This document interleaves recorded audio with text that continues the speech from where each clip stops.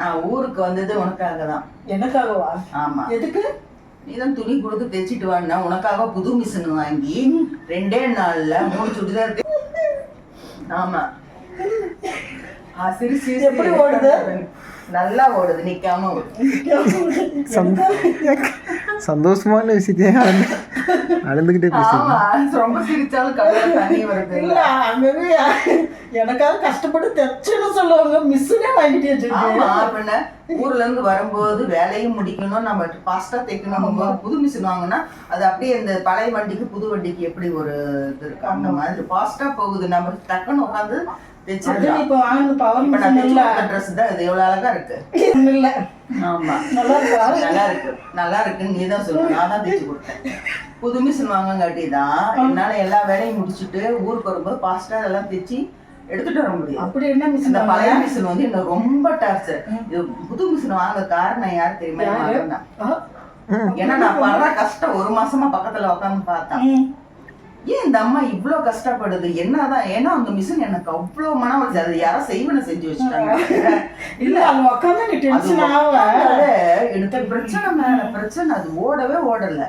இதுல என்ன ஆச்சுன்னா, நான் ஒரு மேக்னெட் வந்து வச்சிருந்தேன், ஒரு நீடில் எல்லாம் அதுல வைக்கிறது. அது எப்படி நவுந்து போய் அந்த நீடில் கிட்ட போச்சோ தெரியல. அன்னைக்கு உட்காந்து தைக்கிறேன், கரெக்டா போய் நடு சென்டர்ல ஊசி உடஞ்சிருச்சு. அப்போ அந்த நீடில் வந்து பெண்ட் ஆயிடுச்சு. இவன் பக்கத்துலதான் உட்காந்துட்டு இருந்தான். என்னடா இந்த அம்மா உட்காந்துட்டு இருக்கு, துணியை தைக்கணுமே, என்னதான் பண்றேன் தெரியாம. நானும் இவனுக்கு தெரியக்கூடாது சைலண்டா வேலை செஞ்சுக்கிட்டே இருந்த. ஊசி நீடில் மாத்திரம் அது வந்து பெண்ட் ஆகி போச்சு, சரியாவே ஆகல. அப்புறம் பார்த்து சரியா உச்சு கொட்டிட்டேன். அப்படிங்கிறமில்ல என்னாச்சு அப்படின்னு நான் பையன் இந்த மிஷின் கிட்ட உட்காந்தாலே எனக்கு பெரிய டார்ச்சரா இருக்கு. வேலையே நடக்க மாட்டாங்க, தொந்தரவு, அவ்வளோ டென்ஷனா இருக்கு, அவ்வளோ டென்ஷன். நம்ம வேலையும் முடிச்சுட்டு வேலைக்கும் போயிட்டு ரொம்ப கஷ்டமா இருந்தது.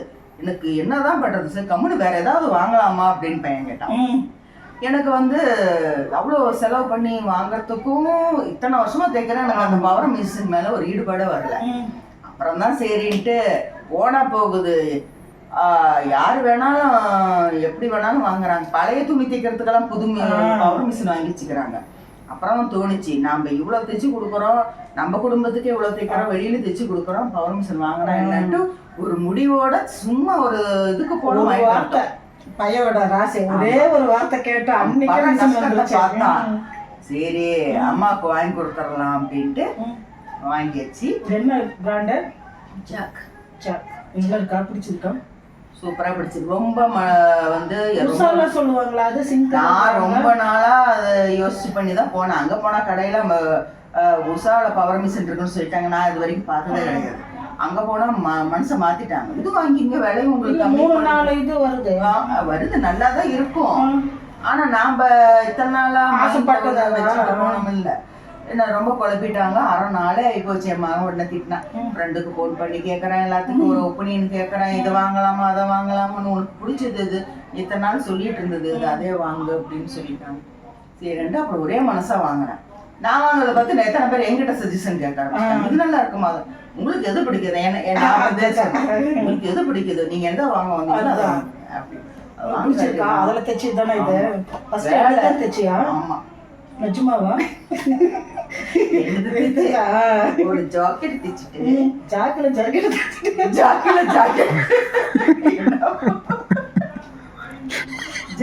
ஜாக்கெட் தைக்காம பண்ணி என்னத்த தைப்போம், எல்லாமே தைக்கிற சுடிதார் எல்லாம் பேர் அதுவும் கரெக்டா இருக்கு.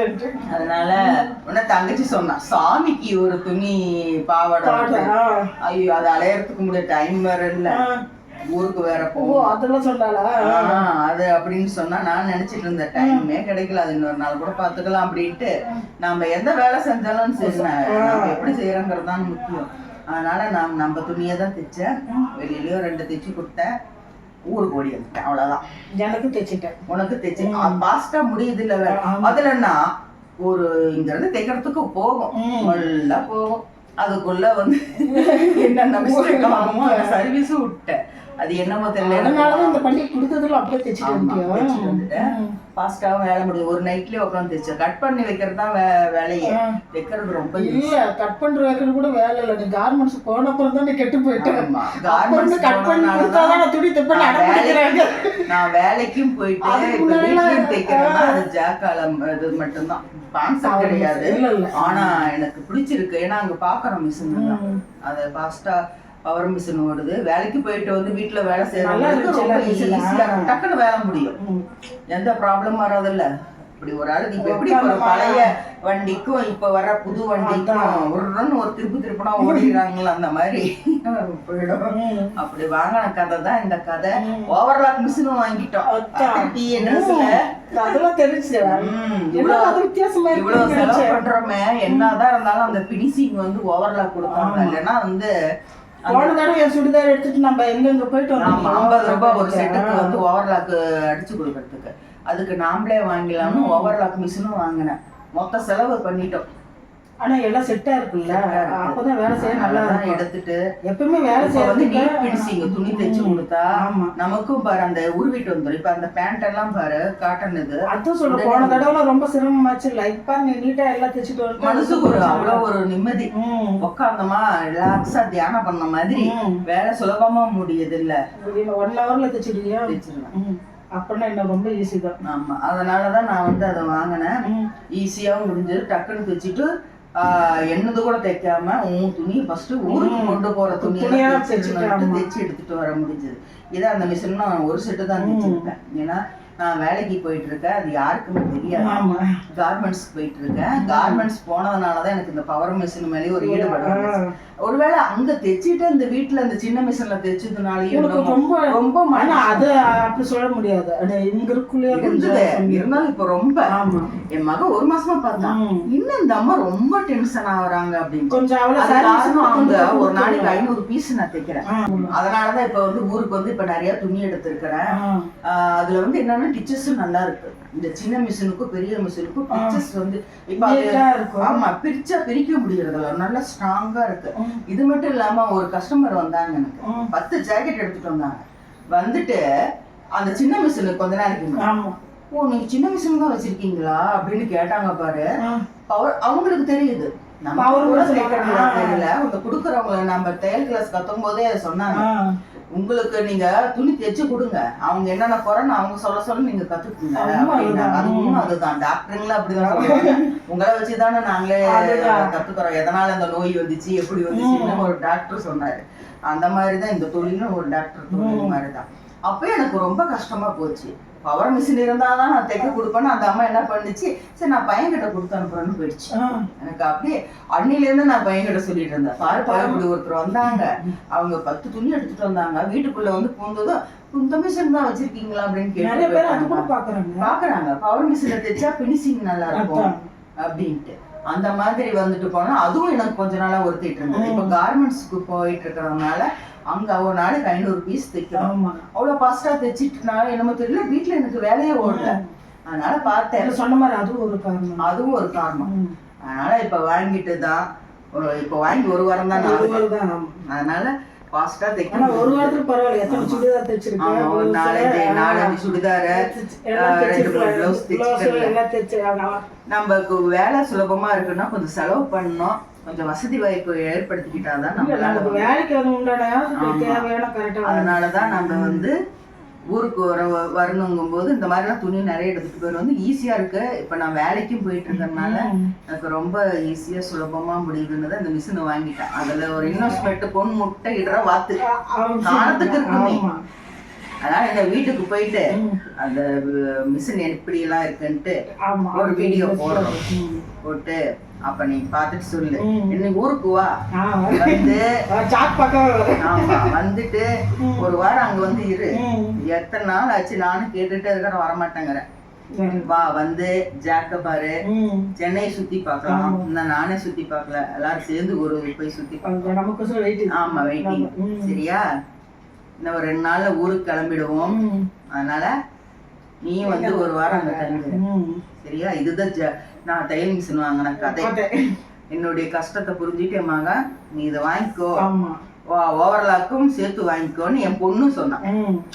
எத்தனை நாள் இது சொல்லிட்டு இருக்கேன்னு என் பொண்ணும் மகனும் சேர்ந்து நீ இதுவும் வாங்கிக்கோ, தேவையானதை எது வாங்கி நீ நிம்மதியா உட்காந்து சும்மா கவலைப்பட்டு டென்ஷன் ஆயிட்டு இருக்காத அப்படின்னு. அதையும் வாங்கியிருந்தா கூட நமக்கே எவ்வளவு யூஸ் ஆகுதுல்ல, வீட்டுக்கு யூஸ் தான்ட்டு வாங்காம இருக்காதுன்னு என் பொண்ணும் கம்பல் பண்ணதுனால ஓவர்லாக்கும் சேர்ந்து வாங்கிடுச்சு. இதுதான் அப்போ உன்னோட வேலைக்கு எல்லாம் கரெக்டா இருக்கு. கரெக்டா இருக்கு. வேலை செய்யறத மட்டும்தான் பாக்கி உட்காந்து செய்யணும். நிறைய துணி இருக்கா போனாக்கா எல்லாம் தைக்கிறதுக்கு எல்லாம் வசதி. இதுதான் நான் மிஷின் வாங்கின கதை. இன்வெஸ்ட்மெண்ட் போட்டாலும் நமக்கு பின்னாடி ஒரு நல்ல நன்மை இருக்கு. ஆமா, இதுதான் நான் வாங்கின கதை. தெரிஞ்சுதா? சொல்லிட்டே இருந்து எப்படி வாங்கினு கேட்டுட்டே இருந்து திடீர்னு வாங்கிட்டாங்க. ஆமா, திடீர்னு வாங்கிட்டோம். அதனால சொல்லிட்டே இருந்தாங்க எப்போ வாங்கினேன்னு தெரியல. இப்ப இங்க வந்து இந்த துணியெல்லாம் வாங்கிட்டு எப்ப போய் உட்காந்து ஒரு ஆர்வம் வருது. 10 நிமிஷத்துக்கு ஜாக்கெட் தைக்கலாம். ஆனா எனக்கு 1/2 மணி நேரம் ஆகும். சாதாரண 1/2 மணி நேரம் 1 மணி நேரம் கூட ஆகும். ஏன்னா அந்த பவர் மிஷின்ல இந்த பிளவுஸ் வந்து இந்த துணி மெலிசா, கார்மெண்ட்ஸ்ல வந்து காடா துணி, அதனால அது மொத்தமா இருக்கும், டக்கு டக்குன்னு பிரிச்சிடும், அது ஸ்டிப்பா இருக்கும். இது வந்து பிளவுஸ் எல்லாம் மெலிசா இருக்குமா, அதுதான் எனக்கு கொஞ்சம் தடுமாறாது. கத்துக்கணும். ஆமா, கொஞ்சம் ஸ்பீடு வந்துருச்சு. இருந்தாலும் இந்த பிளவுஸ்ல மெலிசு துணி அது வந்து டக்குன்னு நமக்கு வந்து தைக்கிறது கொஞ்சம் தடுமாறு தவிர போக போக வாங்கியிருக்கேன். ஆனா கார்மெண்ட்ஸ்ல அது வந்து காட்டன் துணிங்கிறதுனால அதில் பாஸ்டா அதை தைச்சதுனாலதான் இது வாங்கி இப்ப நான் தைச்சிட்டேன். 500 பீஸ் தைக்கிறதுல ஒரு நாளைக்கு. அதுதான், இதுதான் எங்களுடைய மிஷின் வாங்கினுடைய கதை. இன்னும் மேலும் உங்களுக்கு டீட்டெயில் ஏதாவது வேணும்னா, அதோட ரேட்டு வேணும்னா நீங்க கமெண்ட்ல ஒரு 10 பேராவது கேட்டீங்கன்னா தான் சொல்லுவேன். அதோடைய அட்ரஸும் கமெண்ட் எந்த கடையை எடுத்து கேட்காம சொல்லக்கூடாதுங்க. கேளுங்க, உங்களுக்கு என்ன டீட்டெயில் வேணுமோ கேளுங்க, உங்களுக்கு கமெண்ட்ல அங்க எல்லா இது இருந்துச்சா, எல்லா மிஷினும் இருந்துச்சா? சரி, மீண்டும் உங்களை அடுத்த வீடியோ சந்திக்கின்றேன். பாய் பாய்.